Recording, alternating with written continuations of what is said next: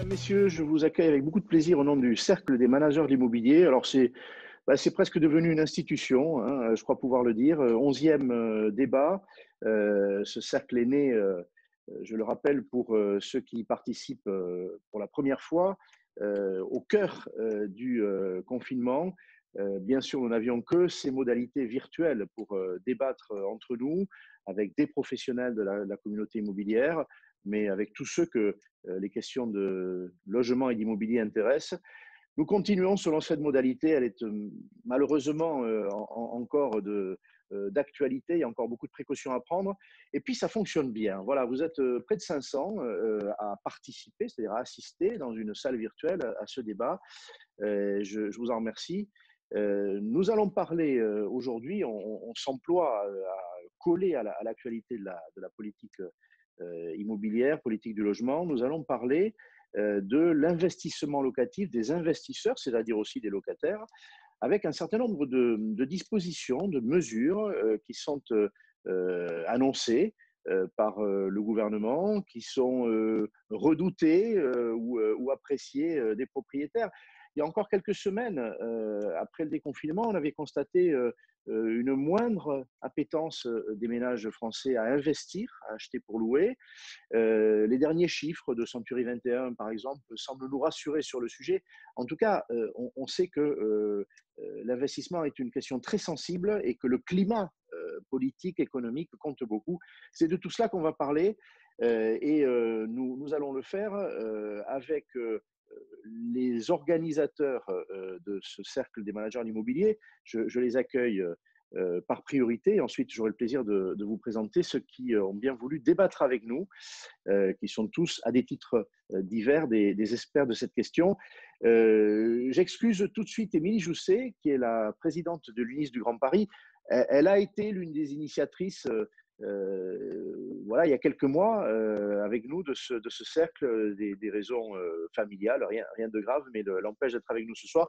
On a en revanche Benjamin Darmouni, François-Emmanuel Borel, tous deux élus de l'UNIS du Grand Paris et de l'UNIS national d'ailleurs, je tiens à le dire, et puis tous deux des professionnels.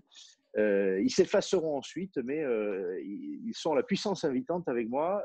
Je salue d'abord Benjamin, qui peut-être nous dire un petit mot sur ce cercle et sur le thème de ce jour. Bonsoir à tous.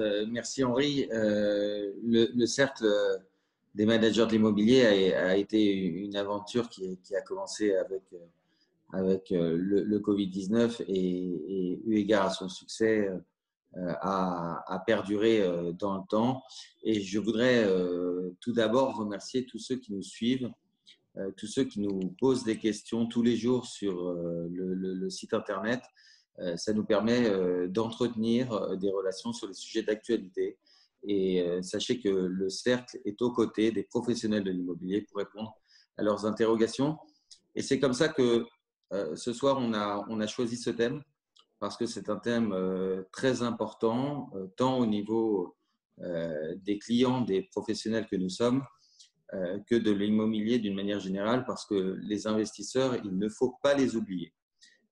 Et je pense qu'au travers des différents sujets, des différentes propositions de loi, ils sont, mais nous le verrons tout à l'heure, un peu mis à l'écart de la relance qui sera nécessaire après crise.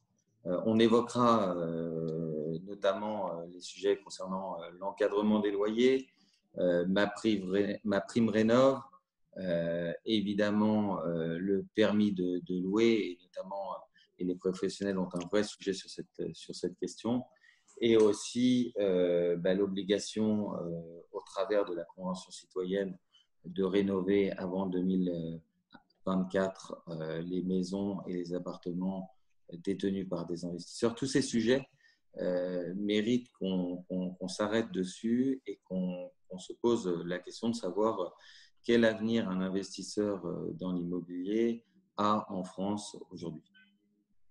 Merci Benjamin. François-Emmanuel, un petit mot d'accueil. Oui, bonjour à tous. Comme vous pouvez le constater, le Cercle des managers de l'immobilier se veut œcuménique. Nous recevons donc différents interlocuteurs, quels qu'ils soient situés géographiquement, mais aussi syndicalement. Donc ça, j'en suis absolument ravi. Nous avons également le grand plaisir de pouvoir réanimer en quelque sorte ces sujets vraiment très chauds d'actualité.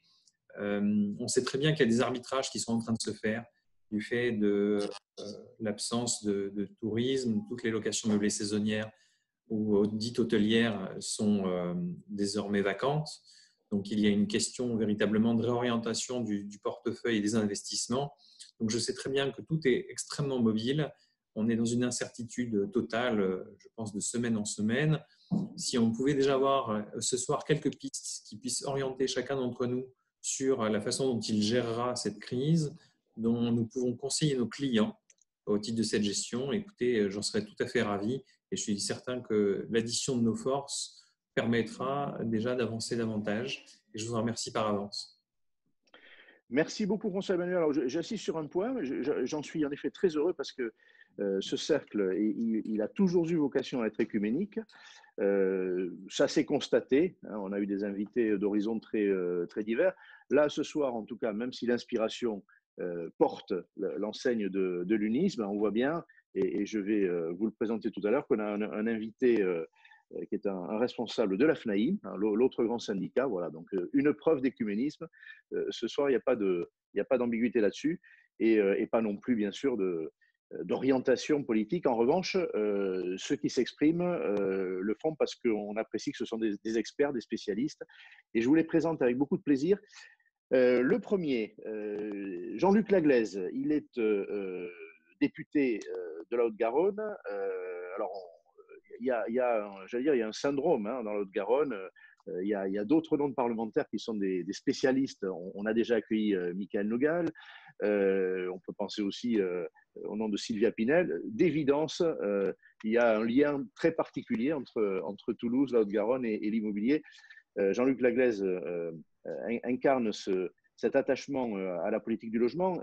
Il est l'auteur d'un rapport sur la maîtrise du coût du foncier, mais dans ce rapport, que je vous invite à lire, il est en libre accès sur le site de l'Assemblée nationale, par exemple, au nombre des propositions qui sont faites, il y en a une cinquantaine, il y a beaucoup de choses sur l'investissement locatif privé et non seulement sur les questions foncières.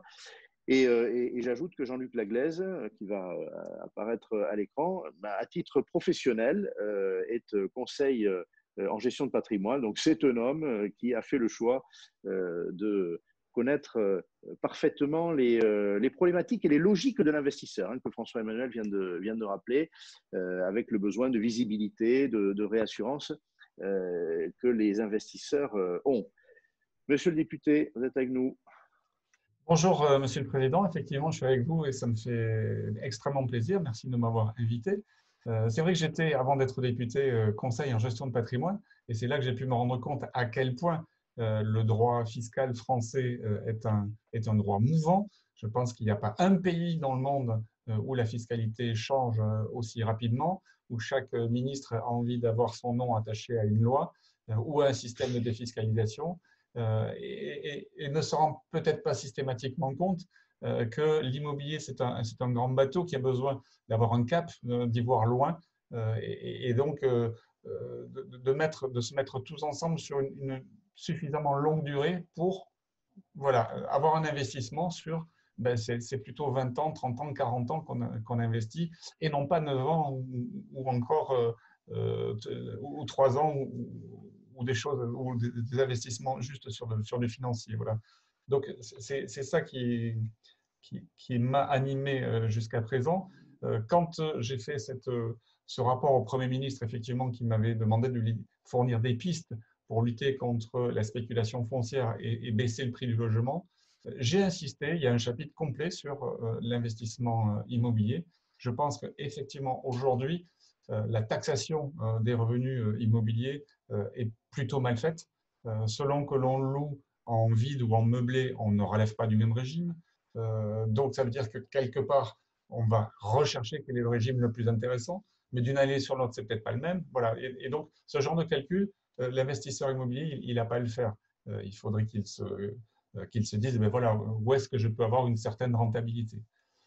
Donc, aujourd'hui, l'investisseur immobilier, c'est souvent un particulier, hein, puisque les grandes foncières ont quitté ce domaine-là il y a plus de 30 ans parce que ça ne rapportait pas suffisamment. Et l'investissement en tout cas dans les logements, l'investissement dans les bureaux et dans les commerces a rapporté plus d'argent et l'investissement financier également. Aujourd'hui, enfin depuis plusieurs années maintenant, l'investissement financier rapporte de moins en moins. Et on a vu avec le Covid que les bureaux et les commerces, ce n'était peut-être pas non plus la panacée. Donc, il va peut-être y avoir de nouveau un certain intérêt pour l'investissement du logement. Ceci étant, il va falloir harmoniser un certain nombre de choses. Et je ne crois pas qu'on soit encore au grand soir du chantier fiscal. J'espère que ça sera pour le prochain quinquennat. En tout cas, moi, je travaille dans cette idée-là pour faire en sorte que le prochain candidat à la présidence de la République et donc le prochain président puisse parler pendant la campagne de ces thèmes pour avoir la légitimité pour le mettre en œuvre tout de suite. Alors, merci beaucoup. La toile de fond est tendue. C'est vrai que le mot de rente associé à l'immobilier est encore dans les esprits. Et puis, on va égrener un certain nombre de dispositions ou de promesses de dispositions qui peuvent inquiéter. Merci d'avoir rappelé des fondamentaux qui vont inspirer notre débat. C'est clair, on a parlé de lisibilité, de simplicité, de stabilité de la règle fiscale. On n'y est pas. Je voudrais, monsieur le député, vous rendre un hommage.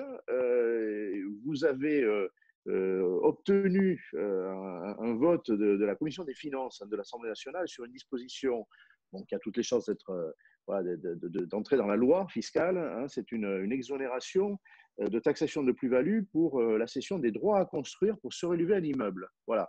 Et ce, pendant 4 ans. Alors, on sait que la densification, c'est un enjeu, pas que pour le gouvernement, pour les professionnels, notamment les syndics. Il y en a beaucoup avec nous aujourd'hui. C'est une belle victoire. Voilà, je tiens à vous le dire. Et qui permet également de sortir systématiquement de la subvention. Absolument. Aujourd'hui, on a un gouvernement qui nous dit, et pas qu'un gouvernement, et des Français qui nous disent il faut insister sur la rénovation énergétique. D'accord. Mais où vont les copropriétaires, où vont-ils trouver l'argent? Parce que quand vous êtes dans une copropriété et que vous voulez rénover votre immeuble, vous avez face à vous des propriétaires qui ont peut-être les moyens, mais d'autres qui ne les ont pas. Et donc, où on trouve l'argent? Est-ce que c'est à la commune est-ce que c'est la commune qui doit financer? Est-ce que c'est l'État? Or, il y a très souvent dans nos centres-villes des droits à construire, c'est-à-dire que votre immeuble, il est en dessous du plafond du PLU. Et donc, vous avez probablement la possibilité de construire un étage ou 2 étages. Et cette cession de droits à construire, en fait, ça génère du financement qui peut être réutilisé dans la rénovation énergétique de l'immeuble. Et donc, ce que j'ai demandé, c'est que, au moins pendant 2 ans, mais moi j'aimerais que ça soit définitif, mais enfin bon, on va se contenter de 2 ans pour l'instant, la réutilisation de cette finance pour rénover l'immeuble soit totalement exonérée d'impôts sur la plus-value pour un particulier ou d'impôts société si c'est une société qui est copropriétaire. Voilà. Donc, c'est un des éléments effectivement que j'avais proposé au Premier ministre dans mon rapport de fin 2019. Merci beaucoup. Je continue les présentations et puis ensuite je vais revenir vers vous. Vous serez le premier à vous exprimer sur les sujets du jour. Je vous présente, allez, on va faire par ordre alphabétique. Et je mets l'élu du peuple à part. Stéphane Benelem, il est avec nous. Il est président délégué de l'UNIS national. Il a des responsabilités territoriales aussi. C'est un homme du Nord, un Lillois, et il est vice-président de l'UNIS du Nord et de l'UNIS des Hauts-de-France. Bien sûr, il est administrateur de biens lui-même. Bonjour Stéphane. Bonjour Henri. Écoutez, merci pour l'invitation pour le débat d'aujourd'hui. Effectivement, des sujets qui sont d'actualité et qui peuvent poser des questionnements sur l'application. Donc, on va essayer d'y répondre. Merci beaucoup. Je salue Denis Génito qui est avec nous. Il est le président de la commission gestion locative de l'UNIS. Donc, voilà, on est au cœur de ce sujet.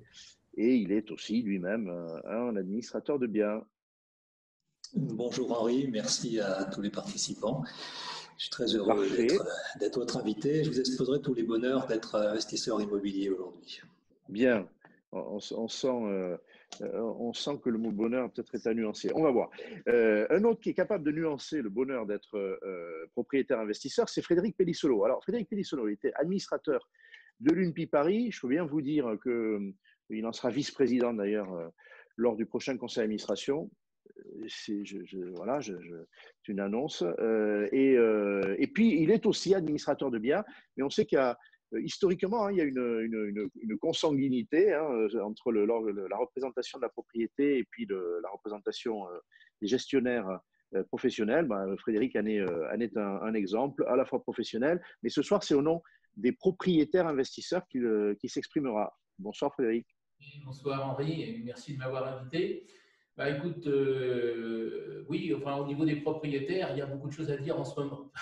On a l'impression que les propriétaires sont punis ou sont mis sous tutelle. Voilà, donc je pense qu'il y a des sujets intéressants à aborder et avoir le point de vue des propriétaires.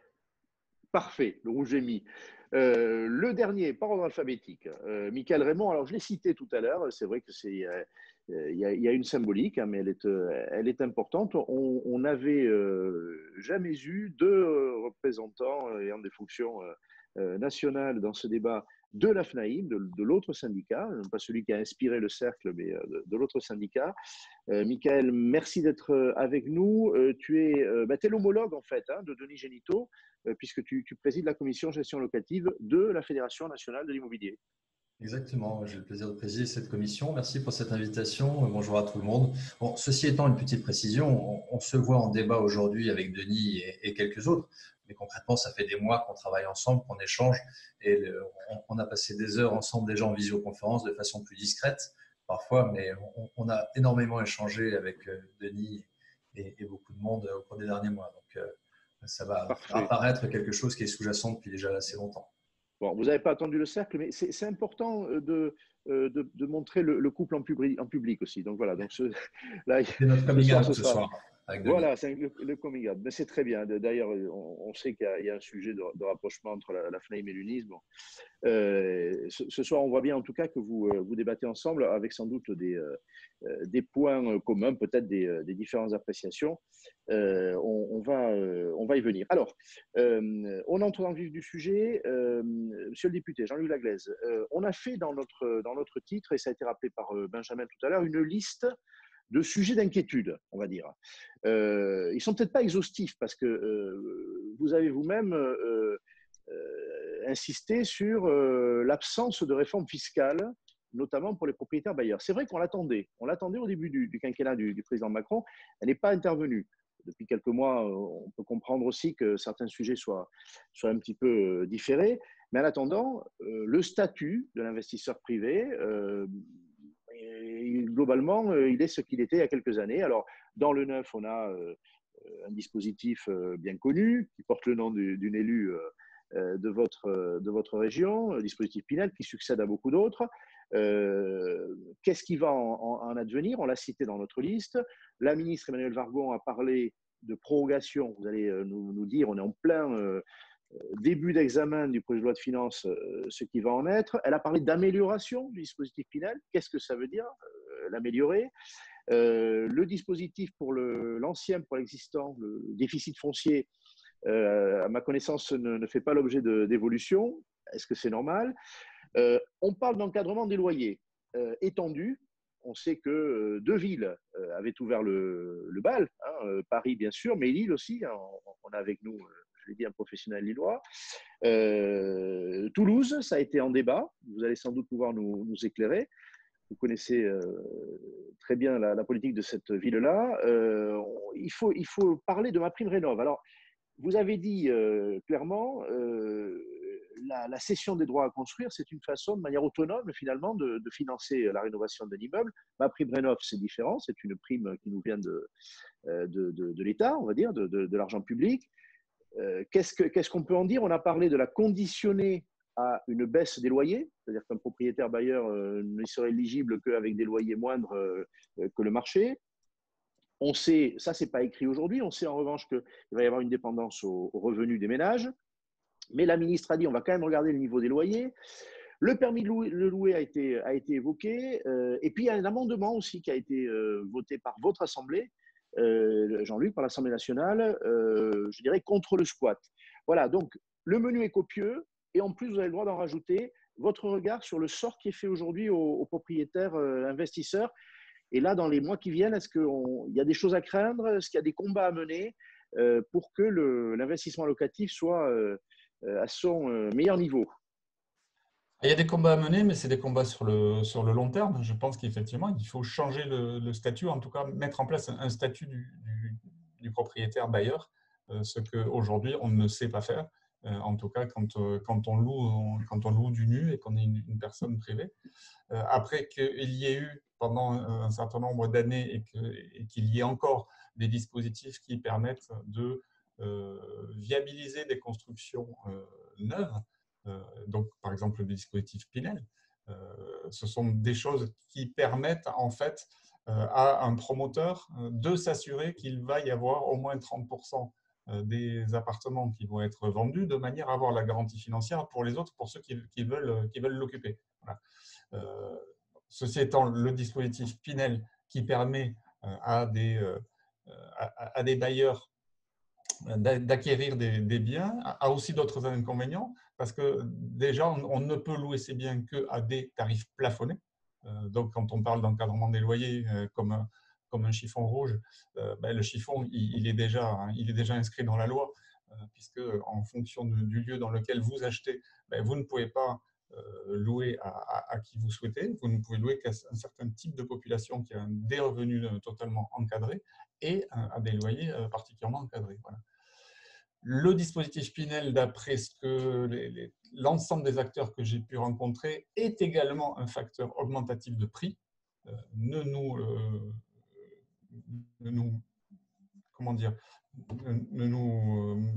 cachons pas ce genre de choses. L'économie fiscale qui est réalisée là-dedans est souvent à rajouter au prix de vente de l'appartement. Donc, ce n'est pas obligatoirement une excellente affaire, ce n'est pas systématiquement une excellente affaire pour l'investisseur. Donc, je pense que c'est un dispositif extrêmement intéressant et d'ailleurs, dans mon rapport au Premier ministre, je propose des axes d'amélioration de ce système, mais je pense qu'il ne faut pas tout baser là-dessus.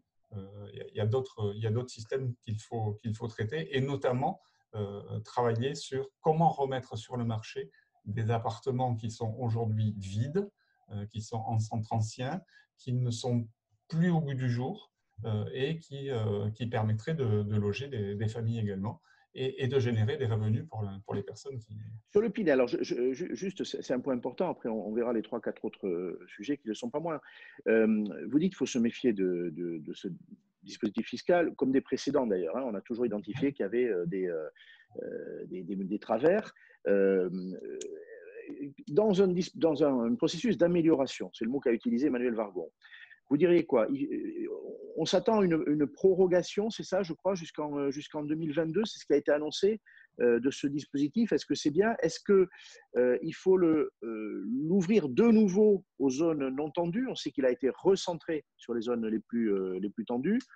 Voilà, zone A et B1, hein, pour le dire en termes administratifs. Est-ce que les plafonds, vous les avez évoqués, sont vraiment contraignants et bloquants pour l'investisseur? Qu'est-ce que vous feriez du Pinel aujourd'hui? Et après, parlons de la mobilisation des appartements vides, en effet. Si j'étais ministre aujourd'hui, le Pinel, en fait, je rendrais les zones éligibles à la main des élus locaux. En fait, ce sont les élus locaux qui savent où est-ce qu'il faut construire du Pinel et ce n'est pas à Paris qu'on le sait. Voilà. Donc, déjà, je ferai ce genre de choses-là. Alors, on appelle ça le zonage de projet, hein, je crois. C'est le terme consacré, c'est ça. Je permettrai à un investisseur de faire plusieurs investissements par an et pas un seul investissement par an. Et ensuite, je modulerai le volume accessible en Pinel en fonction du lieu. C'est-à-dire un Pinel à Paris ou un Pinel à Toulouse ou un Pinel ailleurs ne doivent pas obligatoirement donner lieu au même montant défiscalisable.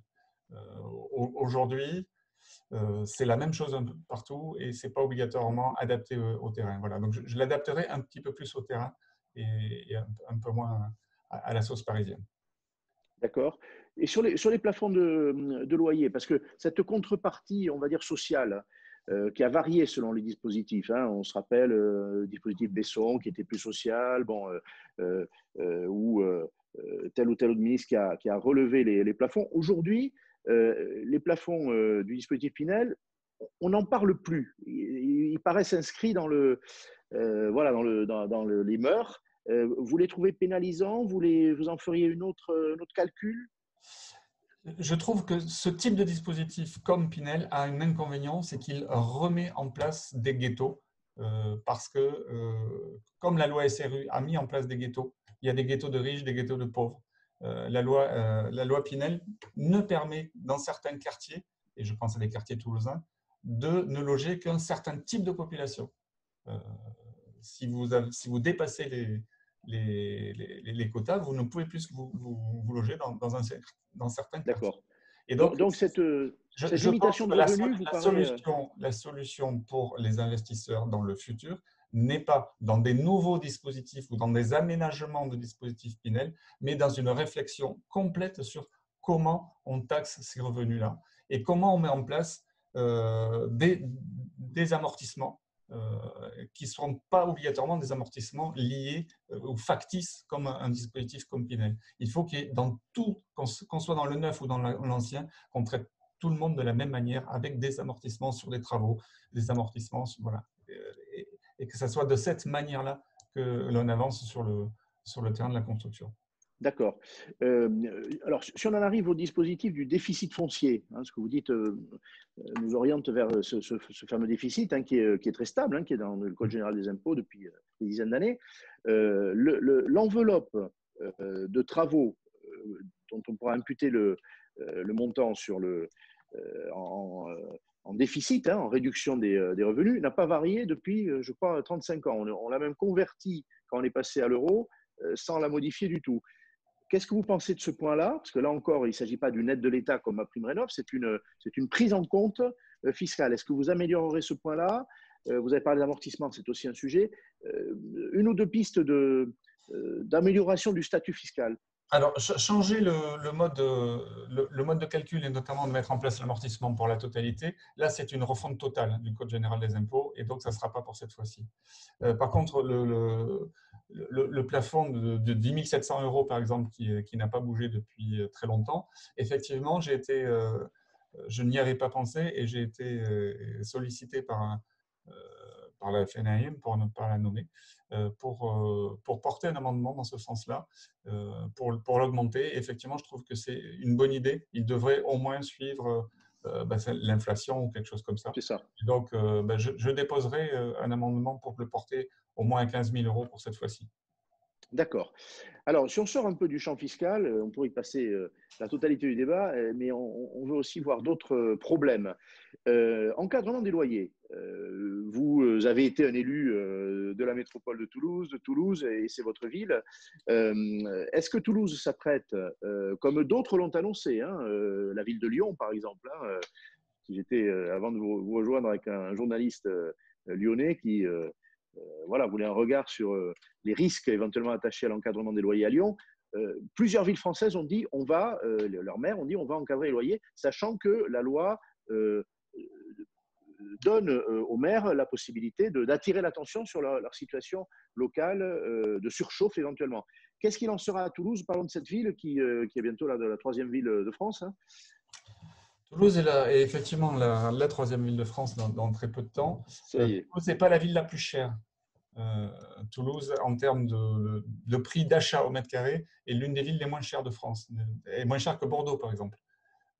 Et en termes de loyer, n'est pas non plus la ville la plus chère. Donc, l'encadrement des loyers sur Toulouse ne me paraît pas particulièrement efficace. Je pense que l'encadrement des loyers, globalement, vu le niveau où est prévu l'encadrement, n'est pas une mesure qui est très, très, très efficace pour baisser les loyers. C'est mon intime conviction. Ceci étant, si c'est une mesure qui permettait d'éviter la surchauffe du prix des appartements, parce que si on sait que les loyers sont de toute façon capés, ça veut dire que globalement, le prix au mètre carré pour l'investisseur doit être capé. Sinon, le promoteur ne trouvera jamais des clients pour acheter leur loyer. Donc, si ça peut avoir un effet bénéfique pour ralentir la surchauffe des prix de logement, je ne suis pas fondamentalement opposé. Mais ça n'aura que cet effet-là. Ça n'aura, à mon avis, pas spécialement d'effet sur l'encadrement des loyers. Sachant qu'on peut aussi en sortir de l'encadrement des loyers, sous réserve d'avoir un bien qui est différent, qui a quelque chose de particulier. Donc, on peut y déroger. Ça ne me paraît pas une mesure extrêmement contraignante. Ça me paraît plutôt un fanion, une posture, une position, on va dire. Alors, un regard très intéressant, on pourra demander aux administrateurs de biens lillois ou parisiens leur regard là-dessus, mais votre regard je dirais, est original, hein, parce que c'est vrai qu'il y a beaucoup d'idéologie autour de ça, on est pour, on est contre. Bon, vous avez un regard économique sur le sujet, on le retient. Le permis de louer. Le permis de louer, votre avis? Alors, là-dessus, on est face à des professionnels, avec des professionnels. Il y a deux sujets. Frédéric Pellissolo représente les particuliers, éventuellement ceux qui gèrent eux-mêmes. Les professionnels ont dit pourquoi, lorsqu'un bien est géré par un professionnel qui lui-même doit respecter les obligations de décence ou de dignité du logement, ce dispositif qui est fait pour lutter contre l'indécence ou l'indignité, pourquoi on y astreint les propriétaires qui donnent à gérer? Et d'une manière générale, quel est votre regard sur ce dispositif que les communes ont la faculté d'utiliser ou de ne pas utiliser? Alors pour moi, le permis de louer, c'est le type même de la fausse bonne idée. Voilà, tout simplement. Ça a été fait et on comprend que ça a été fait pour éviter les marchands de sommeil. C'est ça. Vous avez aujourd'hui des gens qui sont logés dans des conditions lamentables, inacceptables, et vous avez des gens qui se font de l'argent sur la misère humaine. Et ça, il faut absolument l'arrêter. Et donc, ça a été fait de cette manière-là, pour faire en sorte que ce type de logement ne puisse pas être mis sur le marché et que les marchands de sommeil ne puissent pas s'enrichir sur la misère humaine. Donc, le fond est bon, sauf que c'est totalement inapplicable et inappliqué parce qu'on n'a jamais vu un marchand de sommeil aller faire une demande en mairie de permis de louer. C'est ça.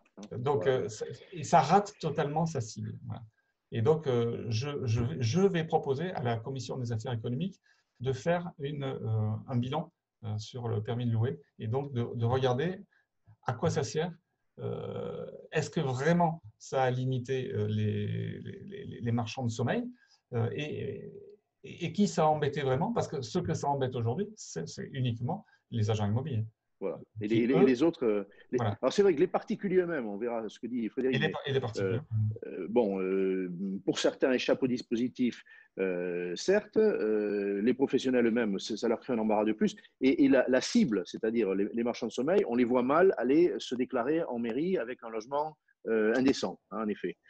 Et de toute façon, les amendes qui étaient liées à l'indécence du bien ou autre étaient quand même relativement faibles. Il y a dans la loi Elan des choses beaucoup plus contraignantes, notamment en termes d'amende et de récupération de biens et autres, qui sont beaucoup plus fortes que ce permis de louer. Alors, encore un mot avant d'arriver, et ensuite on fera parler les professionnels, mais c'était précieux d'avoir votre avis en plein examen de projet de loi de finances et d'autres dispositions. Amendement anti-squat. Si vous l'avez en tête, vous nous rappelez la disposition. En fait, on s'est aperçu, il y a eu des histoires récentes, il y en a depuis toujours, mais très récemment, peut-être aussi sous l'effet des circonstances économiques, on a vu que quelqu'un qui squattait un logement, notamment locatif, parce que les logements locatifs sont appelés à être parfois vacants au moment d'un changement de locataire, on voit quelqu'un l'occuper sans droit ni titre, et 48 heures après le début de l'occupation, eh bien, on ne peut plus l'expulser. Donc, on a vu des cas de désarroi des propriétaires, et l'un de vos collègues a pris l'initiative d'un amendement qui a été voté chez vous. Vous en dites un mot et votre regard sur ce durcissement, je dirais, de la loi.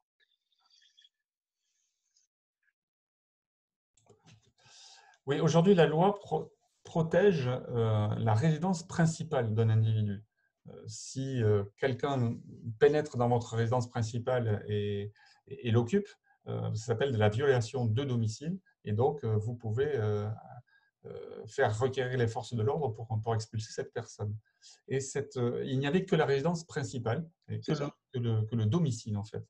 Et donc on s'est rendu compte que cette loi était insuffisante, et notamment parce qu'elle ne protège pas les résidences secondaires ou le locatif.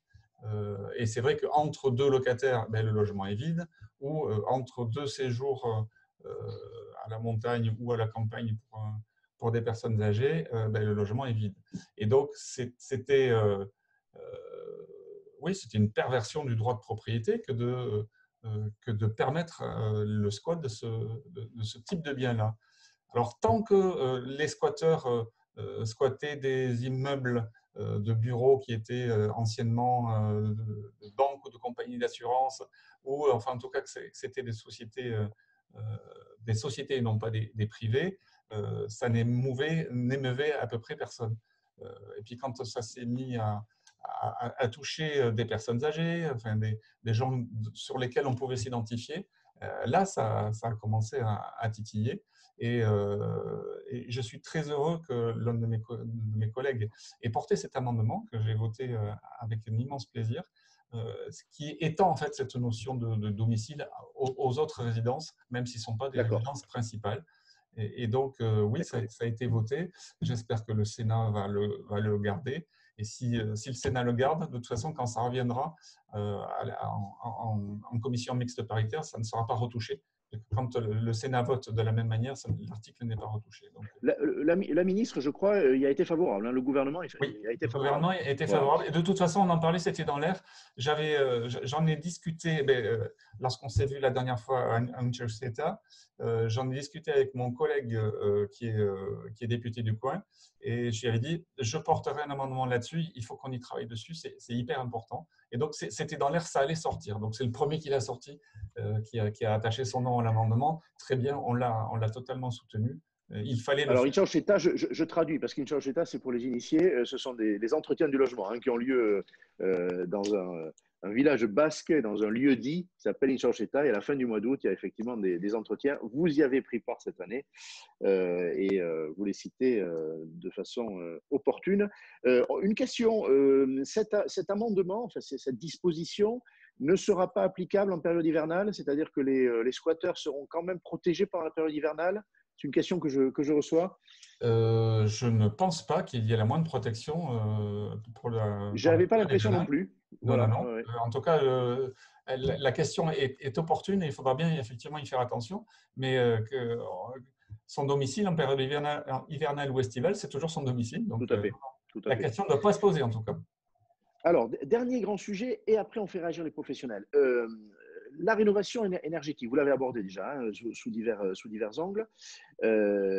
Aujourd'hui, elle est une priorité aussi pour relancer la machine économique. Ça a été dit par Benjamin tout à l'heure. C'est un espoir de levier de relance pour le pays. Mais derrière les aides, vous avez évoqué d'autres dispositifs comme MaPrimeRénov' qui sont la surélévation par exemple, ou le déficit foncier, une meilleure prise en compte fiscal. Il y a des obligations qui se profilent. La Convention citoyenne pour le climat, voulue par le président de la République, s'est exprimée, 150 citoyens, il y a eu 150 propositions, le président en a retenu 147, je crois. Il y en a plusieurs sur le logement, et notamment pour le parc locatif, des échéances d'obligations de rénovation qui se sont rapprochées par rapport à ce qu'on avait. Je dirais un durcissement et l'impossibilité très rapidement de louer des passoires thermiques ou même des logements en meilleur état de performance énergétique. Alors, votre regard sur ces obligations, normalement, elles devraient être inscrites dans un projet de loi que Barbara Pompili va porter, c'est ça ? Alors, ce qu'a proposé la Convention citoyenne sur le climat va effectivement faire l'objet d'un projet de loi qui va être discuté à l'Assemblée nationale. Être discuté, ça ne veut pas dire qu'il va être accepté, qu'il va être voté. Il y aura Je me suis déjà exprimé sur un autre sujet qui me tient à cœur, qui est l'aviation, puisque je suis coprésident du groupe d'études aéronautique et espace à l'Assemblée.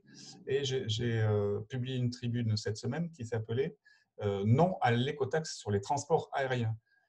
C'est-à-dire qu'il ne faut pas, là aussi, avoir la fausse bonne idée. Hein. C'est-à-dire que taxer les transports aériens parce que les transports aériens ne sont pas verts, ça veut dire systématiquement, ça veut dire tuer le transport aérien et ça veut dire tuer les fabricants d'avions chez nous qui n'auront donc plus d'argent pour faire cette transition énergétique.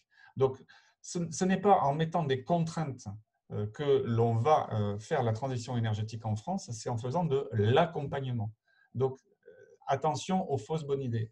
La fausse bonne idée que le groupe Modem auquel j'appartiens a combattu lors du précédent budget, c'était l'interdiction pour tout bailleur de louer des appartements qui n'étaient pas rénovés ou en tout cas qui n'avaient pas les classes A, B ou C. On s'est totalement battu contre cette proposition qui avait été faite par un certain nombre de députés d'ailleurs de la majorité, qui n'avaient pas le soutien du gouvernement d'ailleurs, parce que nous considérons que ce n'est pas en obligeant que l'on va arriver à faire un certain nombre de choses, mais en incitant. Et la prime Rénov', c'est une incitation à. Il y a quand même des budgets qui sont importants, qui sont en fonction aussi des revenus de la personne. Plus elle a de revenus, ben moins ça va être aidé, mais moins elle a de revenus, plus elle va être aidée pour rénover. Et rénover, c'est à la fois intéressant pour la transition énergétique et pour la transition économique. Transition énergétique, c'est évident, de transformer les passoires thermiques en logements plus vertueux en termes d'économie d'énergie.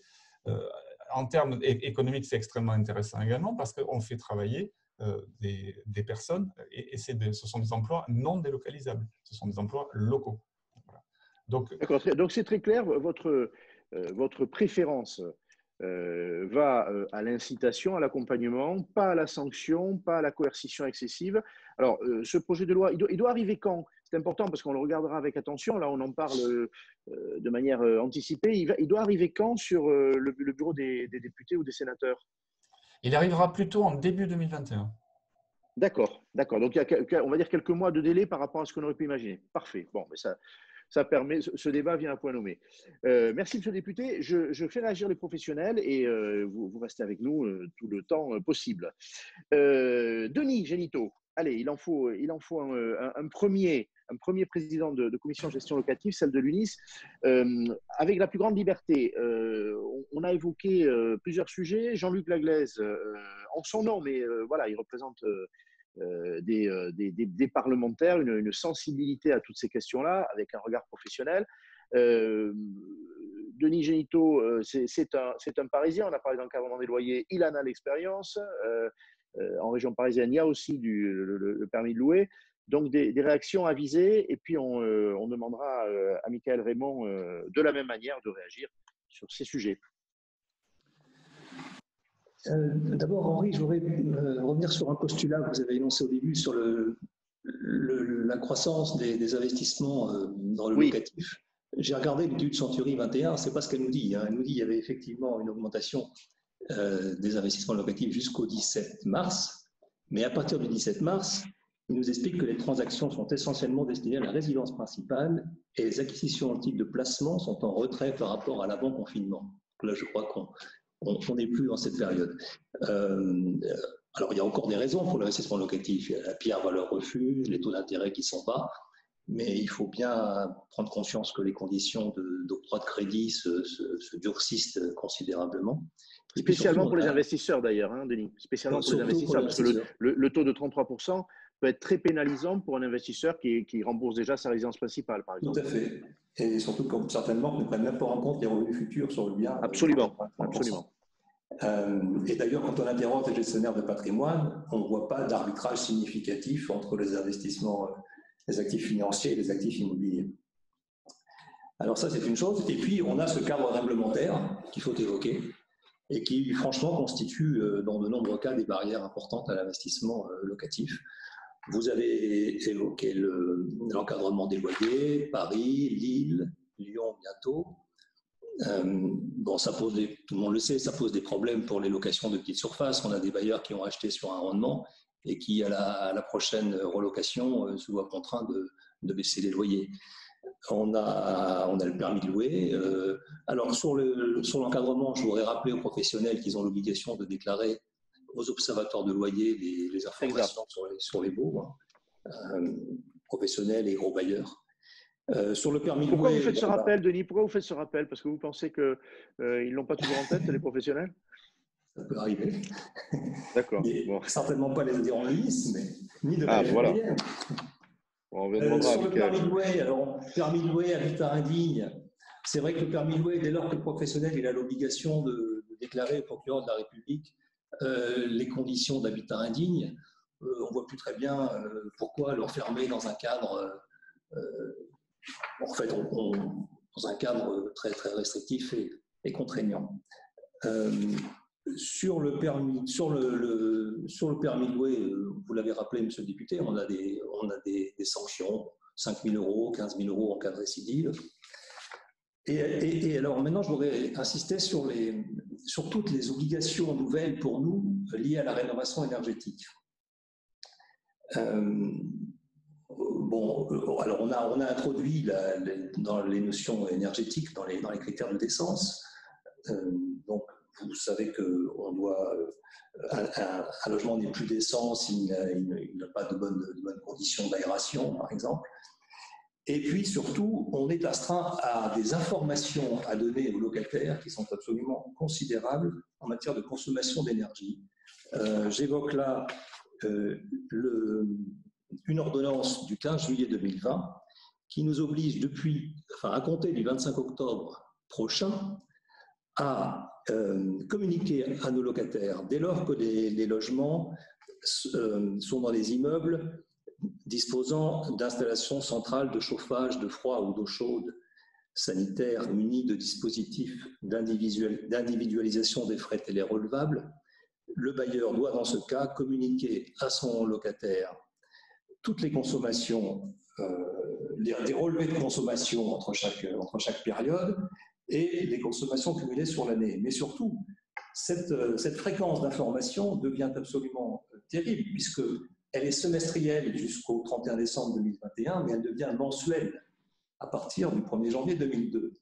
Cette obligation, elle met en cause les fournisseurs d'énergie, les sociétés de comptage, les syndics et les bailleurs. Ces gens-là doivent tous se mettre d'accord pour que l'information circule. Aujourd'hui, vous parlez aux prestataires informatiques et même aux sociétés de comptage, vous leur parlez de cette obligation, ils débarquent.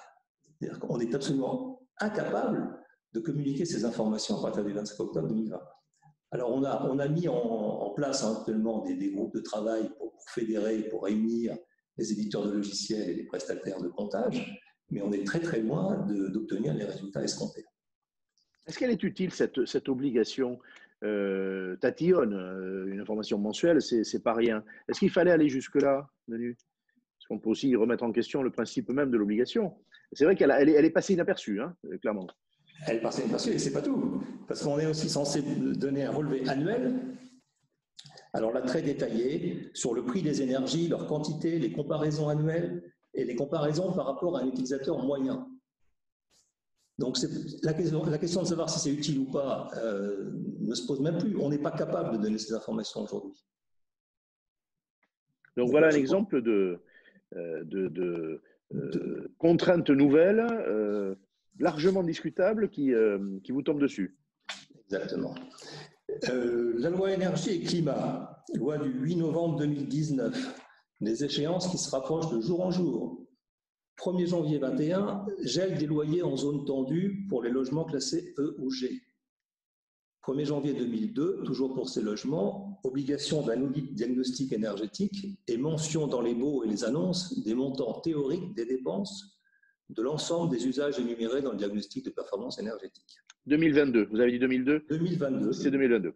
Mais en 1er janvier 2028, alors là, c'est la sanction terrible, tous les logements devront consommer moins de 331 kWh par mètre cube par an. Aujourd'hui, avec l'apparition d'un nouveau diagnostic de performance énergétique, quand vous interrogez le diagnostiqueur, ils ont bien du mal à vous expliquer les bases des nouveaux calculs. Donc là encore, des contraintes, des difficultés d'application. Je voudrais évoquer aussi les obligations d'économie d'énergie dans le tertiaire. Le décret tertiaire, 40% de l'économie d'énergie en 2030, 50% d'économie en 2040 et 60% en 2050. Et ça, c'est applicable pour tous les bailleurs de locaux tertiaires dépassant 1000 m². Avec des obligations d'indiquer tout un tas d'informations sur une plateforme Opérate que devront alimenter les bailleurs, les locataires et les syndics d'immeubles. Opérate et avec une année de référence qui va être déterminée sur les 10 dernières années. C'est-à-dire que vous prendrez, vous aurez donc il faut réexaminer toutes les consommations sur les 10 dernières années pour déterminer l'année la plus favorable. Et ce sera l'année de référence. D'ailleurs, il y avait une question qui intervenait, vous venez d'y répondre, je trouve, mais je le précise.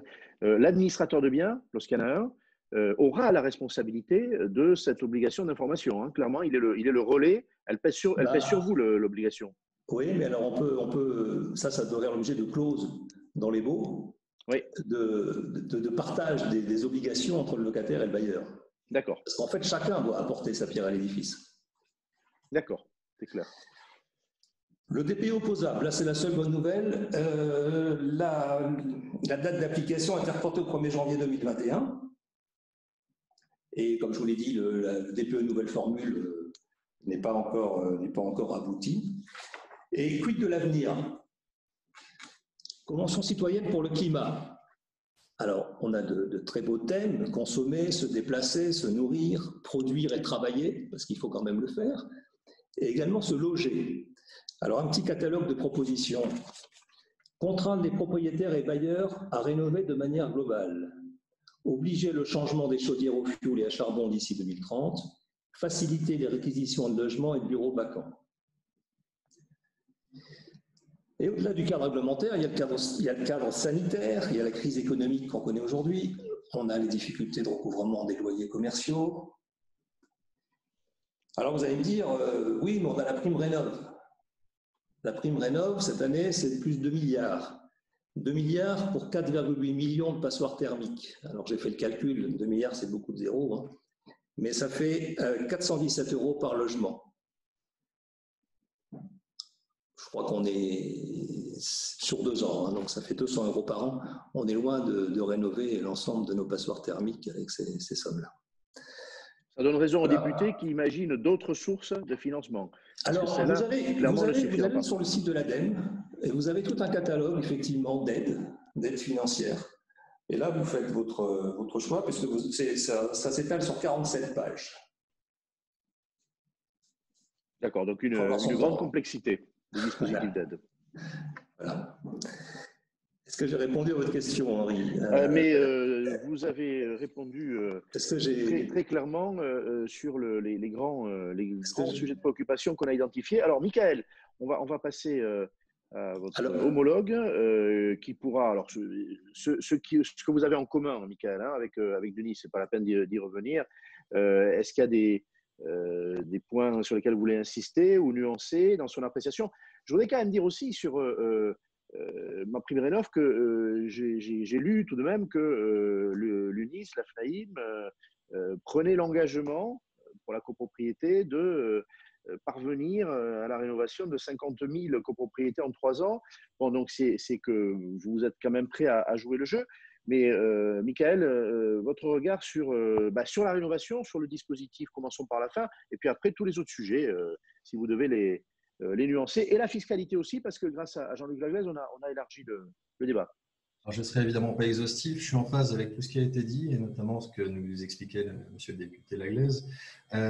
Sur ma prime Rénov', d'abord, oui, la FNAIM est très en phase avec ça, on soutient tout à fait cette démarche, mais c'est vrai que, en tout cas, je crains quand même l'impact des obligations en termes de DPE et de performance énergétique au fil des prochaines années. Denis Génito l'expliquait, on a des échéances qui arrivent dès 2022, 2023 sur le seuil de 330 kWh, peut-être le seuil de 500 sur des logements indécents. 2023 ou 2028, c'est demain et après-demain. je crois qu'il y a un rapport qui a été rendu qui estime à, je crois que c'est 17%, entre 15 et 20%, le pourcentage de logements dont le diagnostic de performance énergétique actuellement est F ou G. Absolument. Donc, les passoires énergétiques plus ou moins graves. Alors, on verra ce que donne le nouveau DPE avec les nouvelles méthodes de calcul. Peut-être qu'il sera un peu moins pessimiste, mais si on reste sur la même grille, ça veut dire que potentiellement en 2023-2028, on aurait entre 15 et 20% du parc locatif privé qui sortirait du marché, sauf à être rénové, avec des coûts très importants. Moi, je crains un choc en termes d'offres locatives si on restait sur ces bases-là et sur ce schéma-là, parce qu'avant que les propriétaires arrivent à se financer pour investir quelques milliers, dizaines de milliers d'euros pour assurer la bonne performance énergétique des logements, ça ne va pas être simple. Et c'est vrai qu'on constate depuis des années, mais ça va en s'accélérant, une fuite des investisseurs du marché locatif. Dans mon cabinet, on gère quelques milliers de lots. Le pourcentage de propriétaires chaque année qui nous dit qu'ils vendent et qu'ils arrêtent va en augmentant tous les ans. On a beaucoup d'investisseurs qui sortent du marché. Alors pour ce financement, parce que je rejoins ce que disait Denis, je crois les montants de MaPrimeRénov', c'est une bonne chose, ça va dans le sens et on le soutient, mais c'est vrai que les montants ne sont pas colossaux. Je regardais pour un changement de fenêtre, par exemple, l'aide MaPrimeRénov', en fonction du type de contribuable, va entre 139 ou 0 euros pour un changement de fenêtre. C'est sûr que pour le bailleur particulier, l'aide n'est quand même pas délirante. Par contre, il y a des schémas au niveau. D'ailleurs, on peut bien dire que la Fédération du bâtiment, sur MaPrimeRénov', j'ai été attentif aux diverses réactions. Globalement, les fédérations ont dit c'est bien. Il y a 2 milliards sur la table qui s'ajoutent à pratiquement 500 millions qui étaient déjà là.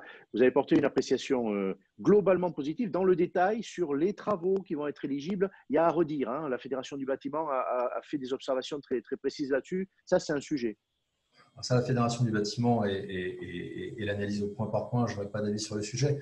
Nous, on soutient MaPrimeRénov'. Je trouve que l'extension aux propriétaires bailleurs montre un souci d'efficacité qui est très important. Donc, ça va vraiment dans le bon sens. Maintenant, il faut absolument qu'on trouve les moyens de financement pour éviter, encore une fois, qu'entre 15 et 20% de l'offre locative privée sortent du marché demain ou après-demain.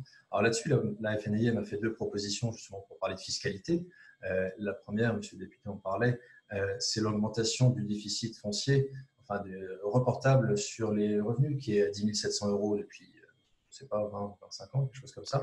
Et je crois que c'est 35, Michael. 35, oui. J'ai le bénéfice de voilà, la longévité professionnelle. Je crois que c'est 35. Voilà. 35 ans. La proposition de la FNIM à ce sujet est justement de doubler le déficit foncier imputable sur les revenus généraux avec une condition d'efficacité énergétique qui serait de dire si le déficit résulte à plus de 40% de travaux de rénovation énergétique, justement libérer cet investissement. Et ça pourrait être une alternative justement à MaPrimeRénov' pour que les propriétaires puissent investir en lissant et en étalant sur leurs revenus ce déficit. Et une deuxième proposition qui me paraît importante aussi, parce qu'on oublie un peu cette catégorie d'investisseurs, elle touche les propriétaires de locaux commerciaux. Au jour d'aujourd'hui, les travaux de rénovation énergétique ne sont pas déductibles des revenus pour les locaux commerciaux. Exact. Il y a un vrai trou dans la raquette à ce niveau-là. Et il serait dommage quand même de passer à côté de la question de la rénovation énergétique de tous les locaux commerciaux, bureaux et autres, pour se focaliser exclusivement sur les logements. Donc là aussi, il y a peut-être quelque chose à faire en termes d'équité, d'efficacité énergétique. D'autant que les propriétaires de locaux commerciaux, on en parle assez peu, mais ils ont été durement impactés par les mois et les années qui viennent de passer. Je ne vais pas parler des gilets jaunes, des grèves ou autres, mais pour parler du Covid. En tant que professionnel, on l'a tous vu, en avril, mai, au printemps et au début d'été, sur les loyers commerciaux, on était parfois à 60, 70, 80% d'impayés. Donc, on a joué notre rôle. Il y a eu beaucoup d'intermédiation, beaucoup de discussions avec des étalements, des échelonnements de loyers, mais beaucoup de propriétaires de locaux commerciaux. Alors, je ne parle pas des foncières, des sociétés d'investissement, des institutionnels qui ont les reins plus ou moins solides, mais je parle des investisseurs particuliers. Parce que les propriétaires de locaux commerciaux sont souvent des anciens exploitants qui ont pris leur retraite. C'est le boucher, le boulanger, l'artisan qui a vendu son fonds, qui a gardé les murs et qui se fait sa retraite avec son loyer commercial. Et ça, j'en vois beaucoup en difficulté. J'étais au téléphone il y a 2 heures avec un avocat. Alors là, on parle de loyer important, mais les propriétaires sont quand même des personnes physiques, des retraités, propriétaires des murs d'un petit hôtel à Paris. L'avocat du locataire demande 9 mois d'abandon de loyer. Quasiment toute l'année 2020 en attendant de voir ce qui va se passer en 2021. Eh bien, ces retraités investisseurs c'est une indivision successorale historiquement, n'ont plus de revenus depuis le mois de mars, plus de revenus locatifs, avec un locataire qui leur dit soit vous abandonnez la totalité du loyer depuis le 1er avril, soit on va en procédure ou éventuellement en dépôt de bilan et on verra ce qui se passe. Donc il faudra sortir. Les locaux commerciaux souffrent. Voilà, il faut penser à eux aussi pour la rénovation. Une question qui m'est posée, et c'est vrai qu'elle pourrait être posée à chacun d'entre vous, administrateurs de biens, pour cette rénovation énergétique qu'on veut massifier, hein, c'est l'expression, hein, 2 milliards, même si divisé par le nombre de logements, Denis a raison, ça ne fait pas beaucoup, mais on veut pourtant massifier. Et il y a d'autres sources, on l'a dit, de financement, Jean-Louis Laglaise l'a dit. Est-ce que les entreprises vont suivre? Est-ce qu'on a les entreprises qui savent faire et qui peuvent faire dans des délais satisfaisants de la rénovation énergétique de tous ces logements, notamment pour leur éviter l'éjection du marché quand ils sont en lettres F ou G? Ça, je ne saurais pas vous répondre sur la capacité des entreprises du bâtiment à réagir. Ce que je crains, c'est qu'il y ait un peu un effet retard dans la prise de conscience par les investisseurs des obligations qui leur arrivent. Nous, on a d'ores et déjà commencé à communiquer. Mais ce que je crains, c'est qu'effectivement, il y ait une vague en 2023 de travaux rendus nécessaires avec des logements qui sont devenus indécents parce que supérieurs à 500 kWh par an de consommation énergétique. Donc ça, il faudrait peut-être plus poser la question à la FFB. Mais oui, il va y avoir des effets massifs à ce niveau-là. Deux petites choses pour ajouter, si je peux me permettre de compléter mon propos. Sur le permis de louer, je partage complètement le point de vue de Jean-Luc Laglaise sur la fausse bonne idée. Le permis de louer, je crois que ça représente plusieurs centaines de communes déjà en France. Oui. C'est d'ailleurs un des problèmes du permis de louer, c'est un phénomène invisible. Il n'y a pas de publication, enfin il y a des publications au niveau local, il n'y a pas de visibilité. Donc souvent les investisseurs n'ont même pas l'information de l'existence du permis de louer, ou alors il faut aller vraiment la chercher et se renseigner localement, ce qui peut être le rôle d'ailleurs de l'administrateur de biens ou du professionnel qui a priori est censé connaître sa réglementation locale. Mais c'est un vrai souci et c'est d'autant que ça s'applique très souvent. J'ai vu un message passer sur le chat à ce sujet, à des toutes petites communes, à des communautés d'agglomération rurale ou périurbaine. Voilà, donc il y a un vrai problème de visibilité. Et je vais finir, si je peux me permettre, sur un dernier point avec une interrogation sur cet amendement anti-squat. Parce que j'entends des analyses divergentes sur le sujet et je me permets de me tourner vers monsieur le député, peut-être pour éclairer l'intention du législateur. Puisqu'on parle des investisseurs, je crois qu'il est assez clair que les propriétaires et locataires occupants qui se font squatter leur logement sont protégés par cet amendement, l'idée qu'ils puissent réagir assez rapidement. Quid de l'investisseur et du bailleur qui a un logement vacant? En cas de squat du logement vacant, en rotation entre deux locataires, est-ce que l'amendement a vocation à s'appliquer ou pas? J'entends oui, j'entendais non. Et c'est vrai que quand je lis la disposition, j'ai l'impression que ça devrait s'appliquer. Quand je lis l'exposé des motifs qui dit, je l'ai sous les yeux, qui parle de la demande des propriétaires ou locataires lésés par le squat de leur logement, j'ai l'impression que ça ne protège pas les investisseurs et que ça ne concerne que les logements occupés par des propriétaires ou par des locataires. Voilà, j'entends deux échos. Peut-être qu'il pourrait avoir un éclairage à ce sujet, ou je ne sais pas si la position est parfaitement claire. J'intercale une réaction du député, s'il peut répondre, et ensuite on va demander à Frédéric Elisolo de s'exprimer. Jean-Luc, vous êtes toujours avec nous?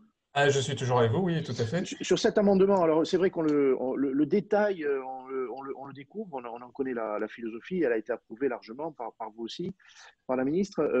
Qu'est-ce qu'on peut en dire? Est-ce qu'effectivement, comme l'a dit Michael, il y a un trou dans la raquette?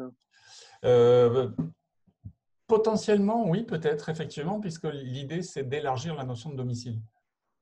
Et effectivement, quand on est propriétaire bailleur, c'est a priori pas un domicile, oui, tout à fait. Donc, il y a peut-être un trou dans la raquette et il y a peut-être quelque chose à compléter là-dessus. D'accord, bon, mais ouais. on va y être attentif. On débat aussi pour ça. Je voulais rajouter quelque chose tout à l'heure. Oui, bien sûr. Quand M. Génito parlait, et notamment, ou c'est peut-être M. Raymond qui en parlait sur la déductibilité ou la non-déductibilité des travaux réalisés dans un commerce. Locaux commerciaux. Ouais. Je voulais juste lui dire que je vais déposer un amendement pour combler ce trou dans la raquette. Donc, un amendement à la loi de finances. Donc, parfait. voilà, c'est le deuxième dont je vous parle tout de suite. Merci beaucoup. Frédéric Pellissolo. Alors, Frédéric, je vais te demander un peu d'oublier que tu es administrateur de biens. Ça va pas être facile, mais enfin, tu vas faire tes meilleurs efforts. Tu l'es, je crois, depuis 1980. Bon.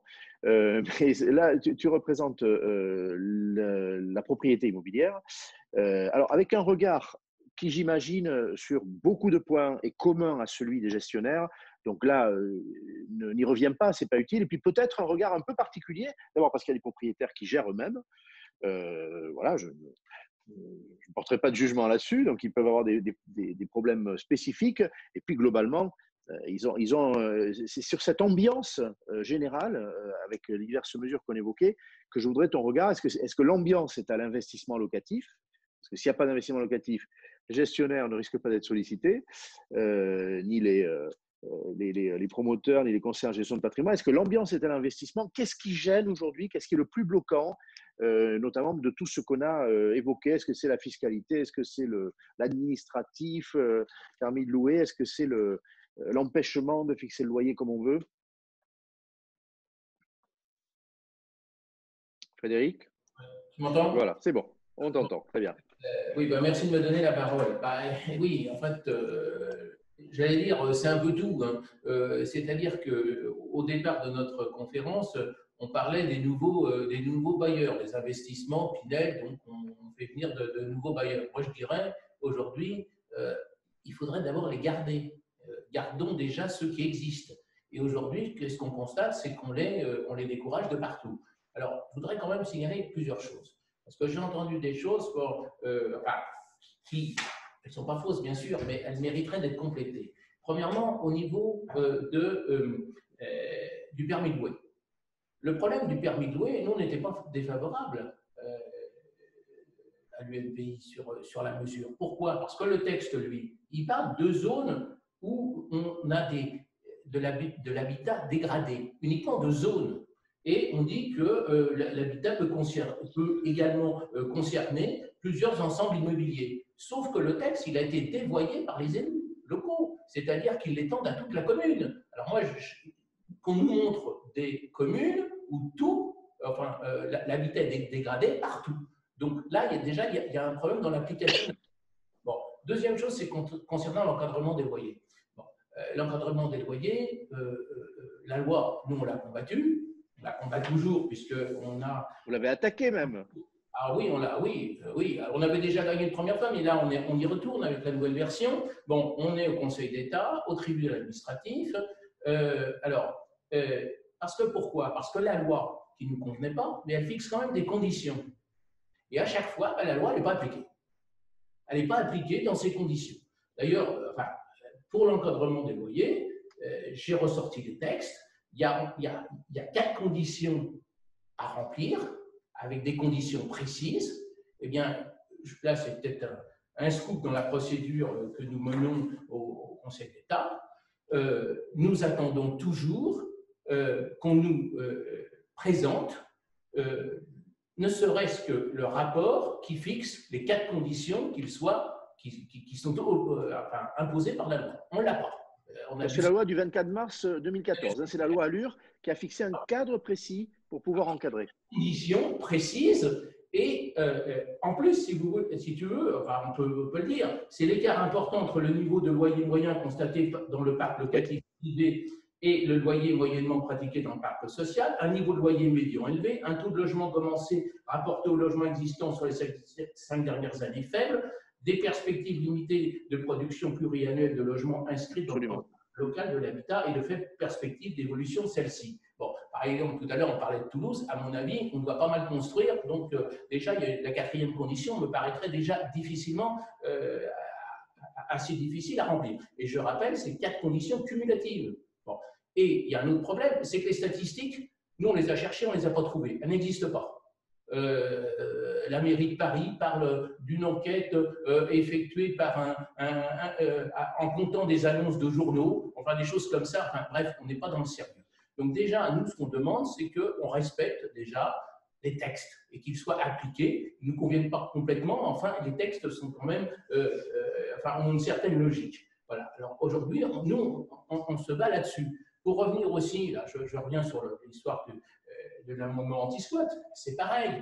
Bon, pardon, moi je veux pas être déplaisant vis-à-vis de monsieur le député, mais pour nous… il en a vu d'autres. Vas-y, Frédéric, dis-lui. Un débat de franchise ce soir, vas-y. Ça fait des années que cette situation, on la connaît et qu'on la dénonce. Bon, il a fallu que ça soit médiatisé par un monsieur retraité, que ça a été médiatisé, mais on en a tous les jours, nous, dans nos consultations, on en voit tout le temps. Bon, et des problèmes bien plus dramatiques que ça parfois. Hein. Bon, donc, moi, des gens qui sont, enfin, des propriétaires qui sont maintenant au RSA parce qu'on leur a squatté leurs biens. Bon, des problèmes dramatiques. C'est connu ce problème. Bon, on a pris, donc moi ce que je dis, c'est que oui, le gouvernement a réagi, mais à minima, je suis désolé, c'est à minima. Pourquoi? Parce que c'est le déficit, parce qu'on parle uniquement du domicile ou de la résidence, mais on ne parle pas du bien en lui-même. Donc, les textes, moi je rappelle les textes, simplement les textes de la Constitution, le droit de propriété. Le droit de propriété, c'est trois choses. Hein, c'est l'usage, pouvoir en tirer le revenu, le fructus, et le fait d'en disposer. Donc, n'importe quel bien immobilier dont on ne peut pas disposer, parce que, vous savez, il y a deux cas que nous on voit dans les consultations UNPI. C'est quand un locataire s'en va, et puis qu'au moment, il y a la relocation, ce n'est pas des logements vacants, c'est simplement la relocation, et bien le propriétaire, il arrive avec sa clé et il s'aperçoit que l'appartement, la clé, elle ne marche plus, puis il y a quelqu'un dedans. Et le deuxième cas, ce sont les gens, les retraités, hein, qui sont malheureusement, qui doivent aller dans un EHPAD, par exemple, et bien, la maison, elle est squattée. Souvent, elle est squattée. Et en plus, ce n'est plus leur résidence, du coup. Hein, puisqu'ils sont obligés de prendre la résidence principale dans l'EHPAD, donc du coup, ce n'est plus leur résidence et on ne peut plus rien faire. Bon. Donc, ça, tout le monde est au courant de ça. Tout le monde est au courant. C'était facile de reprendre ça. Comme je l'ai dit, une voiture en France est mieux protégée qu'un appartement. Hein, quand on vous fracture votre voiture ou qu'on vous la vole, au commissariat, on ne vous demande pas pour quel usage vous destinez votre voiture. Elle est fracturée. Et combien vous en avez, pourquoi vous l'avez, etc. Tout ça. Bon, le délit, il est constitué. Ben, pour les appartements ou les biens immobiliers, ce n'est pas le cas. Voilà. Et pour revenir, je ne veux pas être trop long, mais pour le nouveau, enfin, pour toute la rénovation énergétique, bon, le propos de Denis Génito était très bien là-dessus. Bon, nous, on a une autre méthode, 4 millions. Si on faisait 4 millions de passoires énergétiques, il faudrait 400 milliards. Hein, pour 10 000 € à peu près, moyen par logement, parce que si c'est des passoires, il y a quand même pas mal de travaux à faire, sinon ce n'est pas des passoires. Hein, donc ça ferait 400 milliards. Et alors, bon, ça veut dire quoi? D'ailleurs, ça mesure l'étendue du problème. Ça veut dire qu'il faut faire quoi? Ça veut dire que ça va mettre du temps. Alors qu'on prend des textes et c'est demain matin, pratiquement, qu'il faudrait que tout soit réglé. C'est pas possible. Et le nouveau DPE, alors là, on attend, parce que on a mis des textes et des contraintes à l'œuvre, alors que le thermomètre, on ne le connaît pas. Et même, attendez, la formule du thermomètre, on ne la connaît pas. On est en train, on va l'avoir bientôt, hein, avec la nouvelle méthode de calcul, mais on est toujours dans l'attente de voir ça, alors qu'on a déjà pris les mesures coercitives derrière. Enfin, pour nous, on a l'impression qu'on fait tout à l'envers. Merci Frédéric. Bon, je souligne qu'effectivement, mais ça a été dit dès le propos de Jean-Luc Laglaise, MaPrimeRénov', c'est une prime, ça ne suffit pas, il y a d'autres sources de financement, on en a cité plusieurs. Les 2 milliards ne suffiront pas. Stéphane Benelem, merci beaucoup Stéphane de votre patience. Il y a toujours celui qui parle après les autres. Alors à la fois, votre mission, elle est facilitée parce que je pense qu'il y a des idées avec lesquelles vous êtes d'accord et vous avez sans doute un complément. Je voudrais aussi le regard du Lillois que vous êtes sur l'encadrement des loyers parce que à Lille, il est arrivé après Paris. C'est un marché qu'on n'avait peut-être pas imaginé dans une situation de surchauffe comme celle de Paris. On a entendu Jean-Luc Laglaise s'expliquer sur le rôle que peut avoir. Il n'est pas férocement opposé à ce dispositif. Il lui prête un certain nombre de vertus. Il pense aussi qu'il peut être inutile. Votre regard là-dessus, puis sur les autres dispositifs, aussi le permis de louer, logement indécent, logement indigne, On avait dit à l'époque que ça concernait un certain nombre de communes de votre région. Et puis, bien sûr, la transition énergétique, les passoires énergétiques, là encore, dans votre région, on sait qu'une partie du patrimoine on passe de ne plus pouvoir être loué si on n'agit pas avec la double peine des populations peu fortunées, avec des revenus très, très modestes et des grosses factures énergétiques à acquitter. Voilà, et puis tous les sujets que vous souhaitez. Écoute, Henri, effectivement, Lille a été un des loyers. La question qui peut se poser, c'est à quoi ça a servi. La réponse, c'est à pas grand-chose. Comme le signalait Frédéric, on l'a attaqué dès le début. Il a été annulé dès le début, il est revenu. Le résultat, c'est quoi? C'est que on a des prix marchés qui sont en gros les prix qui sont dans l'encadrement des loyers entre le loyer minoré et le loyer majoré. Donc, on n'a pas énormément d'effets. Les logements qui pourraient être touchés, c'est des logements qui sont surloués par des marchands de sommeil ou autres, donc qui ne sont pas contrôlés dans ce cadre-là. C'est ça. Et le seul effet, alors on a eu deux effets. Le premier sur l'île, qui était de toucher les toutes petites surfaces, ce qu'on appelle les micro-surfaces, les studios mezzanines, parce que la mezzanine ne compte pas dans la surface soumise à l'encadrement. Donc là, on s'est retrouvé avec des logements qu'on pouvait louer à l'époque 400-500 euros, et avec l'encadrement, on descendait à 300. Donc ça, c'est un petit peu l'effet, mais ça n'a pas été la plus grosse partie, puisque le plus souvent, les studios font au minimum une vingtaine de mètres carrés sur l'île. On a eu un deuxième effet qui était un petit peu plus pervers, dans l'autre sens, qui étaient les logements qui bénéficiaient depuis longtemps pour le locataire d'un prix bas, et pour lequel le loyer ne pouvait pas être si facilement réévalué, sauf à aller prouver à la fin du bail qu'on a des comparaisons de loyers. Là, la question ne se posait plus, puisque au renouvellement du bail, on pouvait appliquer directement et sans discuter le loyer minoré. Donc, ces loyers-là ont pu, sans aucun problème, être augmentés. C'est un petit peu un effet pervers.